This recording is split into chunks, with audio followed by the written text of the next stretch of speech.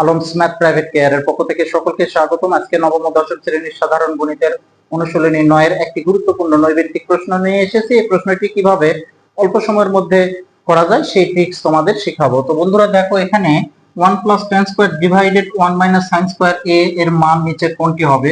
তো এখানে দেখো বন্ধুরা, আমরা কি জানি 1 + tan স্কয়ার সমান আমরা কি জানি sec স্কয়ার a, আর 1 - sin স্কয়ার সমান আমরা জানি কি cos স্কয়ার a, এইটা আমরা জানি।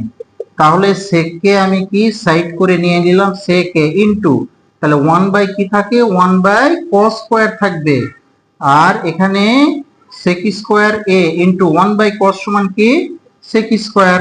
তাহলে sec স্কয়ার আর sec স্কয়ার যদি আমরা গুণ করি তাহলে কি হবে বন্ধুরা, কি হবে sec টু দি পাওয়ার কত হবে, sec to the power 4a। কোথায় আছে sec to the power 4a? এই যে ঘ নাম্বার অপশনে আছে। আশা করি এই শর্ট ট্রিক্স নৈর্ব্যক্তিকটি তোমরা সবাই বুঝতে পেরেছো। যদি কারো কোনো সমস্যা থেকে থাকে তাহলে অবশ্যই কমেন্টে জানাবে, পরবর্তীতে তার সমাধান করে দেওয়ার চেষ্টা করব।